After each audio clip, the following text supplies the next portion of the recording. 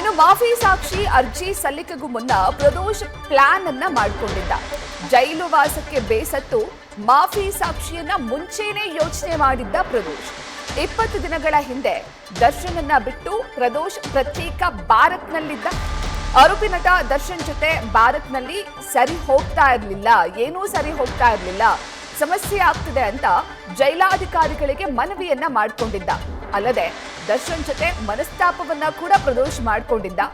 Shift ಆದ ವಾರದ ಬಳಿಕ ವಕೀಲರ ಜೊತೆ ಮಾತನಾಡಿ ಮಾಫಿ ಸಾಕ್ಷಿಗೆ ಸಿದ್ಧತೆಯನ್ನ ಮಾಡಿಕೊಂಡು ಕೋರ್ಟ್ಗೆ ಅರ್ಜಿ ಸಲ್ಲಿಸಿದ್ದ ಎನ್ನುವಂತಹ ಮಾಹಿತಿ ಲಭ್ಯವಾಗ್ತಾ ಇದೆ.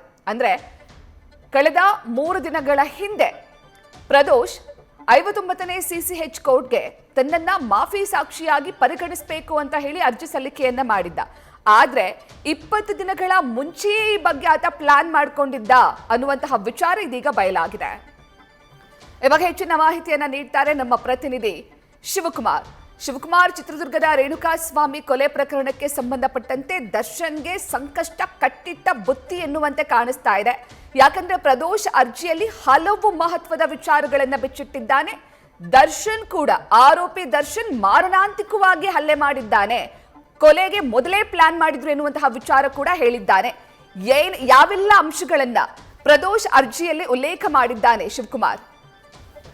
ಪ್ರದೀಕ್ಷಾ, ರೇಣುಕಾಸ್ವಾಮಿ ಹತ್ಯೆ ಪ್ರಕರಣಕ್ಕೆ ಸಂಬಂಧಪಟ್ಟಂತೆ ಪ್ರಕರಣದ ಓರ್ವ ಆರೋಪಿಯಾಗಿರುವಂತಹ ಪ್ರದೋಷ್ ಇತರೆ ಆರೋಪಿಯಾಗಿರುವಂತಹ ದರ್ಶನ್ ವಿರುದ್ಧವಾಗಿ ಪ್ರಕರಣದಲ್ಲಿ ಮಾಫಿ ಸಾಕ್ಷಿ ಆಗ್ತೀನಿ ಅಂತೇಳಿ ಈಗ ಆಲ್ರೆಡಿ ಬೆಂಗಳೂರಿನ 59ನೇ CCH ಕೋರ್ಟ್ಗೆ ಅರ್ಜಿಯನ್ನು ಹಾಕೊಂಡಿದ್ದಾರೆ. ಇದಕ್ಕಿಂತ ಮುಂಚಿತವಾಗಿ 20 ದಿನಗಳ ಮುಂಚೆನೆ ಬೆಂಗಳೂರಿನ ಪರಪ್ಪನ ಅಗ್ರಹಾರ ಜೈಲಾಧಿಕಾರಿಗಳಿಗೆ ನನಗೆ ಪ್ರತ್ಯೇಕವಾದಂತಹ ಬ್ಯಾರಕ್ ಅನ್ನ ಕೊಡಬೇಕು, ಈ ದರ್ಶನ್ ಅವರ ಜೊತೆ ಇರುವಂತಹ ಬ್ಯಾರಕ್ ನಿಂದಾಗಿ ನನಗೆ ಮಾನಸಿಕವಾಗಿ ಹಿಂಸೆ ಆಗ್ತಿದೆ ಅಂತೇಳಿ ಆತ ಮನವಿಯನ್ನ ಮಾಡ್ಕೊಂಡಿರ್ತಾನೆ. ಹೀಗಾಗಿ ಆತನಿಗೆ ಪರಪ್ಪನ ಅಗ್ರಹಾರ ಜೈಲಿನ ಕ್ವಾರಂಟೈನ್ ಸೆಲ್ನಲ್ಲಿ ಪ್ರತ್ಯೇಕವಾದಂತಹ ವಸತಿ ಕೊಡುವಂತ ಕೆಲಸವನ್ನ ಜೈಲಾಧಿಕಾರಿಗಳು ಮಾಡ್ಕೊಂಡಿದ್ದಾರೆ ಒಂದ್ ಕಡೆ. ಮತ್ತೊಂದ್ ಕಡೆ ಇದೇ ಪ್ರಕರಣಕ್ಕೆ ಸಂಬಂಧಪಟ್ಟಂತೆ ಸದ್ಯ ಆರೋಪಿಯಾಗಿ ಜೈಲಿನಲ್ಲಿ ಇರುವಂತಹ ಪ್ರದೋಷ್ ಆತ ಪ್ರಕರಣದಲ್ಲಿ ಮಾಫಿ ಸಾಕ್ಷಿಯಾಗಿ ಅರ್ಜಿಯನ್ನು ಹಾಕೊಂಡಿರುವಂತದ್ದು. ಆತ ಪ್ರಮುಖವಾಗಿ ತನ್ನ ಅರ್ಜಿಯಲ್ಲಿ ಉಲ್ಲೇಖವನ್ನು ಮಾಡಿರುವಂತೆ ರೇಣುಕಾಸ್ವಾಮಿ ಹತ್ಯೆಗೂ ನನಗೂ ಯಾವುದೇ ಸಂಬಂಧ ಇಲ್ಲ, ಅವತ್ತಿನ ದಿನ ಘಟನೆ ನಡೆದಂತ ಸಂದರ್ಭದಲ್ಲಿ ನಾನು ಘಟನಾ ಸ್ಥಳದಲ್ಲಿದ್ದೆ, ಆತನ ಮೇಲೆ ಯಾವುದೇ ರೀತಿಯಾದಂತ ಹಲ್ಲೆಯನ್ನ ನಾನು ಮಾಡಿಲ್ಲ, ನನ್ನ ಮುಂದೆ ಕೆಲವರು ಹಲ್ಲೆಯನ್ನ ಮಾಡಿದ್ರು.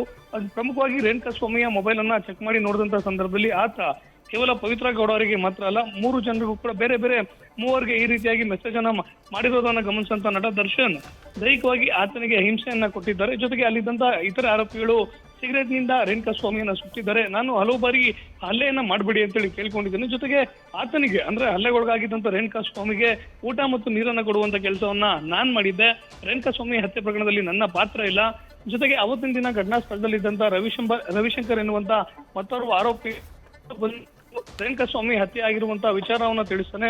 ರೇಣುಕಾಸ್ವಾಮಿ ಹತ್ಯೆ ಆಗಿರುವಂತಹ ವಿಚಾರ ಯಾವಾಗ ಗೊತ್ತಾಗುತ್ತೆ ಆಗ ಸಾಯುವಂತ ಮಾತನ್ನ ಹಾಡ್ತಾರೆ, ಪ್ರಕರಣದಲ್ಲಿ ನನ್ನ ಸಹಾಯವನ್ನ ಕೇಳ್ತಾರೆ. ಹೀಗಾಗಿ ರೇಣುಕಾಸ್ವಾಮಿ ಹತ್ಯೆ ಆದಂತ ನಂತರದಲ್ಲಿ ಅವ್ರು ಹೇಳಿದಂತೆ ನಾನು ಮಾಡಿದೆ ಅನ್ನೋ ಮಾತನ್ನ ಸದ್ಯ ಆತ ಮಾಫಿ ಸಾಕ್ಷಿಯಲ್ಲಿ ಉಲ್ಲೇಖವನ್ನ ಮಾಡಿರುವಂತದ್ದು. ಹೀಗಾಗಿ ರೇಣುಕಾಸ್ವಾಮಿ ಕೊಲೆ ಪ್ರಕರಣದಲ್ಲಿ ಇಡೀ ಪ್ರಕರಣದಲ್ಲಿ ಆತನೇ ಮಾಫಿ ಸಾಕ್ಷಿ ಆಗಿರೋದ್ರ ಹಿನ್ನೆಲೆಯಲ್ಲಿ ಸದ್ಯ ನಟ ದರ್ಶನ್ ಅವ್ರಿಗೆ ದೊಡ್ಡ ಆಘಾತ ಅಂತಾನೆ ಹೇಳ್ಬೋದು.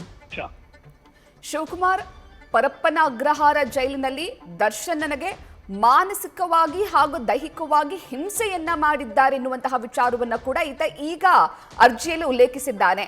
ಇಷ್ಟು ದಿನಗಳ ಕಾಲ ದರ್ಶನ್ ರವರಿಂದ ತೊಂದರೆ ಆಗ್ತಿದ್ರೆ, ದೈಹಿಕವಾಗಿ ಹಿಂಸೆ ಆಗ್ತಿದ್ರೆ ಜೈಲಾಧಿಕಾರಿಗಳಿಗೆ ತಿಳಿಸಬಹುದಿತ್ತಲ್ವಾ?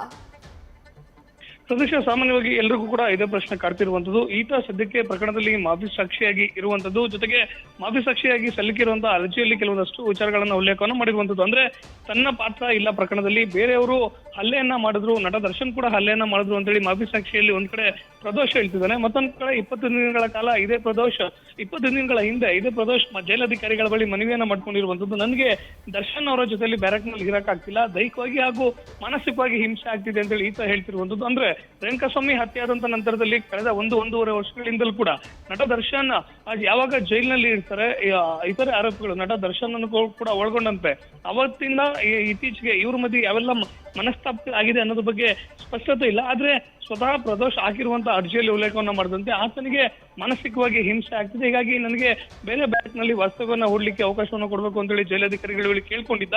ಅದು ಒಂದ್ ಕಡೆ, ಮತ್ತೊಂದ್ ಕಡೆ ಸದ್ಯಕ್ಕೆ ಆತನೇ ಮಾಫಿ ಸಾಕ್ಷಿ ಆಗಿರೋದು ಮತ್ತೊಂದ್ ಕಡೆ. ಆದ್ರೆ ಮಾಫಿ ಸಾಕ್ಷಿ ಆಗೋಕ್ಕಿಂತ ಮುಂಚಿತವಾಗಿ 20 ದಿನಗಳ ಮುಂದೆ ಜೈಲಧಿಕಾರಿಗಳಿಗೆ ಮನವಿಯನ್ನ ಮಾಡಿರುವಂತದ್ದನ್ನ ನೋಡಿದ್ರೆ ಮೇಲ್ನೋಟಕ್ಕೆ ಎಲ್ಲೋ ಒಂದ್ ಕಡೆ ಪ್ರದೋಷ್ ಆತ ಮಾಫಿ ಸಾಕ್ಷಿ ಆಗುವಂತದ್ದನ್ನ ಕಳೆದ 15-20 ದಿನಗಳ ಹಿಂದೆನೆ ಡಿಸೈಡ್ ಆಗಿದ್ದ, ವಕೀಲರ ಜೊತೆ ಚರ್ಚೆಯನ್ನ ಮಾಡಿದ್ದಾನೆ ಅನ್ನೋದನ್ನು ಸದ್ಯಕ್ಕೆ ಗೊತ್ತಾಗ್ತಿರುವಂತದ್ದು. ಪ್ರತೀಕ್ಷಾ.